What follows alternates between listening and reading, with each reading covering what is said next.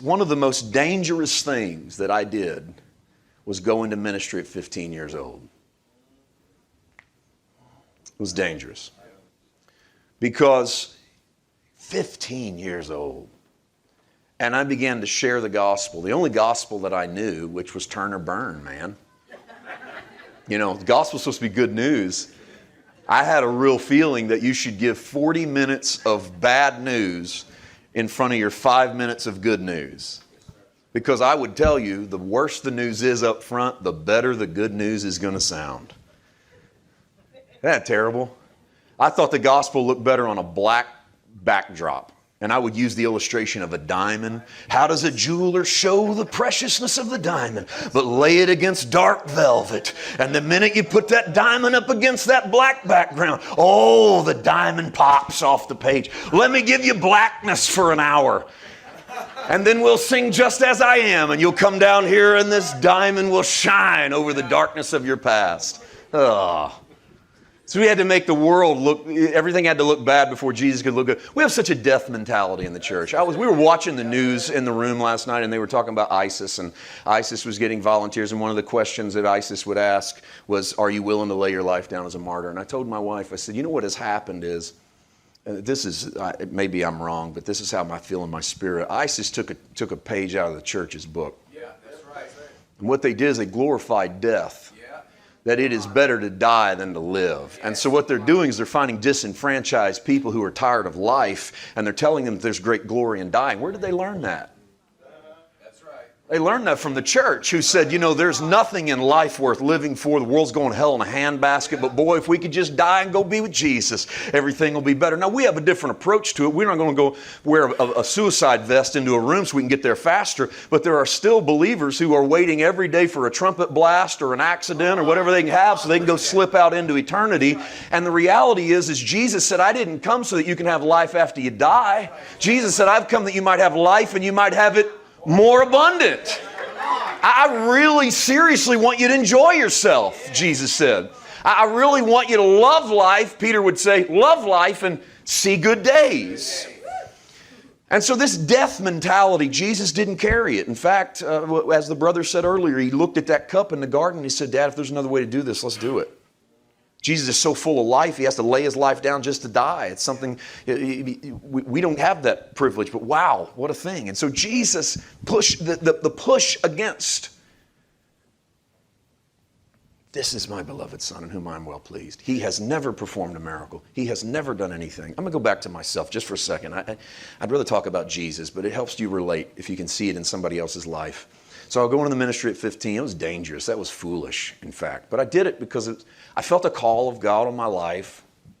And the way I was raised, if you felt the call of God on your life, you didn't sit on it, you used it. Somebody throw you in a pulpit somewhere and you just, like a freight train, you just went as hard as you could go. And that's how I went into the ministry, and that's how I approached life. And I didn't understand that there was a cultivating of who we are inside. That if we would allow the Holy Spirit to cultivate us, we could avoid a lot of pitfalls.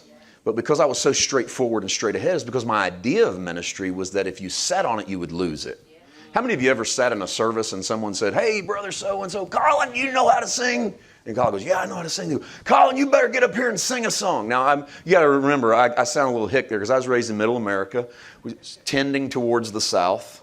So we have a little bit of, I can get what I call my old-fashioned preacher voice going.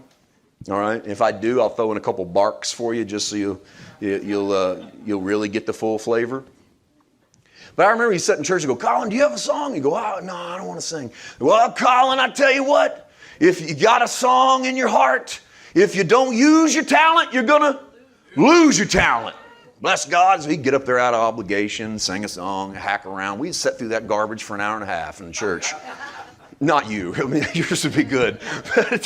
We will. We just drag through. Why? Because if you have it, you got to use it. You don't use it, you're going to lose it.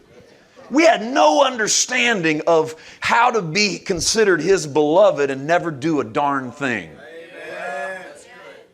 And yet, this is my beloved Son, I'm well pleased. He's never done a darn thing. He's done his job well, but he's never healed the sick. He's never raised the dead. 25-year-old Jesus fascinates me because there's a pull when you have the touch of God to use all the time, the touch of God. That you're supposed to speak over everyone you can speak over. You're supposed to lay hands on everyone you're supposed to lay hands on.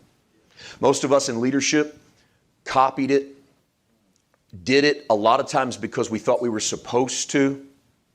I can tell you I had prayer lines where I laid hands on people, did not feel the unction of the Holy Spirit to have the prayer line or lay hands on a soul, but I knew that was the custom of the house, and I knew that's what a good preacher was supposed to do. That's why I told you earlier I'd even make up some words to speak into people's lives, because you had to do that. It was required of you. I remember the first time I did a sermon without giving an invitation, it was like pulling teeth in me, man. It was everything in me went, you're going to go to hell. You're going to go to hell for doing this. You gave a sermon and didn't give those people a chance to come up there and get saved. And in my spirit, I'm going, they're all saved.